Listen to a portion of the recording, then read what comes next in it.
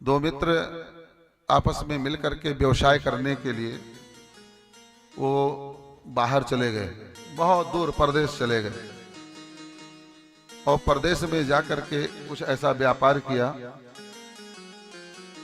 कि बहुत उनको फायदा हुआ, बहुत लाभ हुआ और बहुत बड़े आदमी बन गए। और जब वहां से खूब धन दौलत कमा करके लौटने लग गए तो मार्ग में एक जो मित्र था, एक तो उसको बीमार पड़ गया, हैजा हो गया उसको, और उल्टी दस्त से वह रास्ते में ही प्राण छोड़ दिया, मर गया। और जब वह मर गया तो उसका जो मित्र था दूसरा, अब उतनी प्रदेश से यहाँ लाना, उस समय कोई व्यवस्थाएं नहीं हुआ करती थी, तो वहीं कुछ लोगों के जो है सानिध्य में और वहीं उसका अंतिम संस्कार कर दिया। उसका जो कुछ भी था वो अपने पास में रख लिया।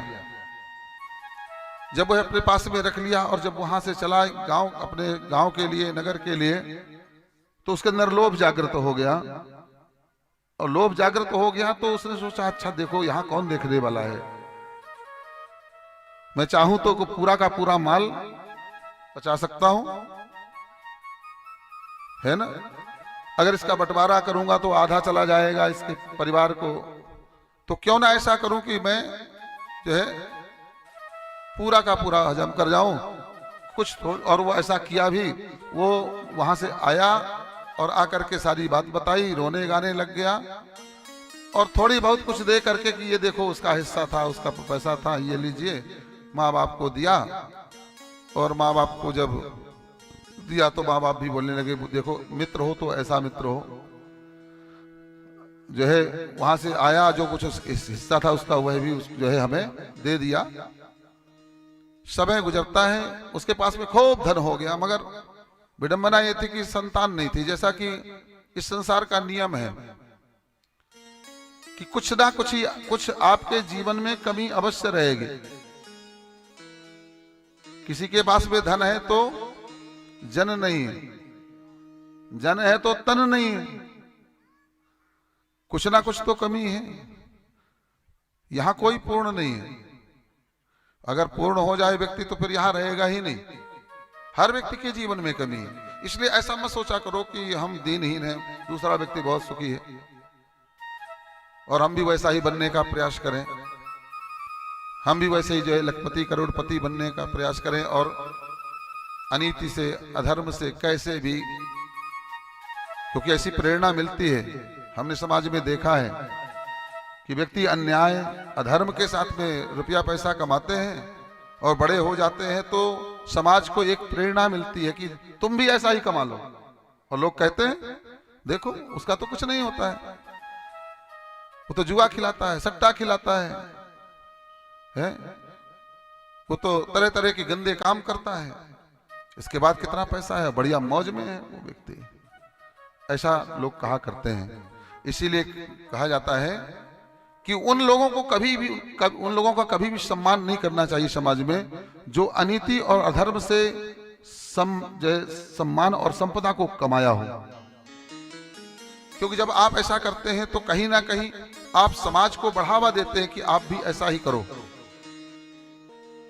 अनीति और अधर्म के साथ में चल करके बहुत सक्सेस हो जाने से अच्छा है कि नैतिक मार्ग पर चल करके आप जो है छोटे बने रहें। ऐसा बड़प्पन अच्छा नहीं, ऐसा और ऐसे लोगों का सम्मान समाज में नहीं करना चाहिए जिसको आप जानते हैं कि ये अधर्म की कमाई से बड़ा आदमी बना है, अनीति की कमाई से बड़ा आदमी बना है, अन्याय की कमाई से बड़ा आदमी बना है, किसी का लूट करके, किसी का कसोट करके, किसी का जेब काटा है, किसी का खून किया है, किसी का हिस्सा मारा, हक मारा है। ऐसे लोगों की उपेक्षा होनी चाहिए समाज में, ताकि समाज को एक सबक भी मिले कि हम ऐसा ना करें। हम ऐसा करेंगे तो समाज हमें बहिष्कृत कर देगा। और जब तरह तरह के अन्याय व्यक्ति करता है और समाज उसको दंड नहीं देता है तो हर व्यक्ति वैसा बनना चाहता है। तो अपराधी कहीं ना कहीं हम और आप भी होते हैं कि हमने उसको सह दिया ऐसा करने के लिए। तो वह व्यक्ति, वह मित्र जो है, उसके पास में तो खूब धन आ गया, मगर एक कमी थी उसके जीवन में, उसके संतान नहीं थी।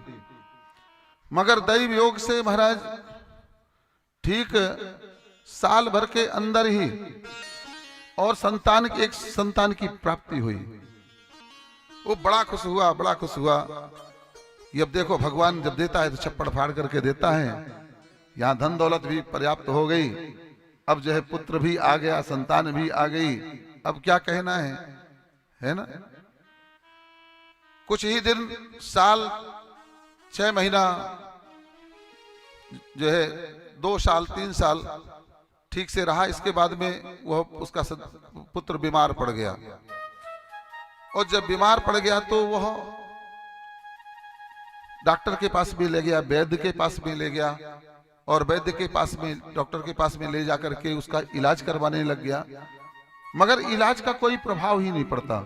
बड़े से बड़े वैद्य को भी दिखा लिया, वो बड़े से बड़े जो जहां कहता है डॉक्टरों के पास में, डॉक्टरों को लेकर के भागता रहता। अब सिर्फ एक ही काम रह गया था उसका, कोई काम धंधा नहीं था, केवल अब पुत्र का मोह भी, क्योंकि साल 2 साल रह भी लिया था, 3 साल रह लिया था, और 3 साल किसके साथ में रह लिया जाए, और जो अपना खून हो, अपना हो, फिर उसके साथ में मोहाशक्ति बहुत प्रगाढ़ हो जाते हैं, फिर उसकी पीड़ा आपको ही पीड़ित करती है।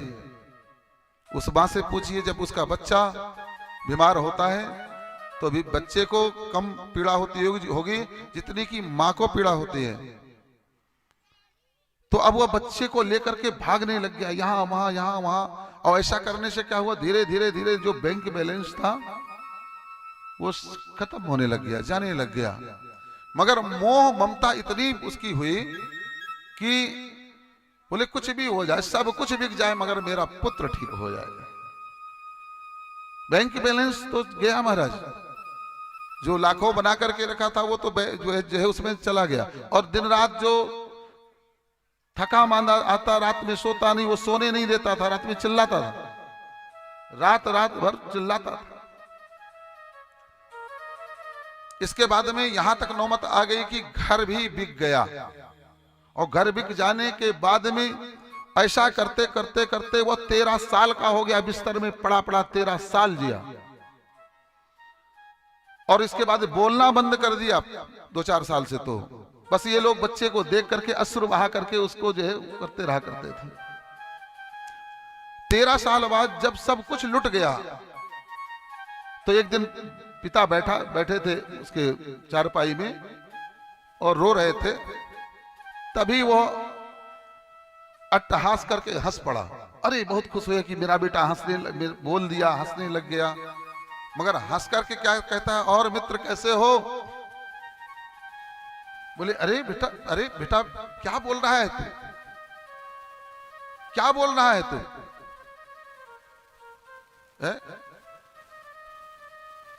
मैं तो तुम्हारा पिता हूं, मैं तुम्हारा मित्र थोड़ी हूं। बोले नहीं मित्र, तूने मुझे पहचाना नहीं क्या? मैं तो तुम्हारा मित्र हूं, तू भूल गया क्या?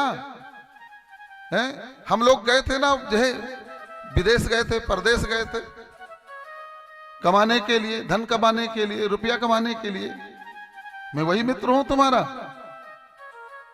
मित्र, तूने मेरे साथ में बहुत बड़ी गद्दारी की, मेरी कमाई को भी तूने खा लिया, और मेरे परिवार को थोड़ा बहुत दे करके उसको बहला दिया। और हे मित्र, मैं वही तुम्हारा मित्र आज तुम्हारे पुत्र बन करके आया, और ब्याज के सहित सब कुछ वसूल किया। अब मैं जा रहा हूं। बोले भक्त वत्सल भगवान की।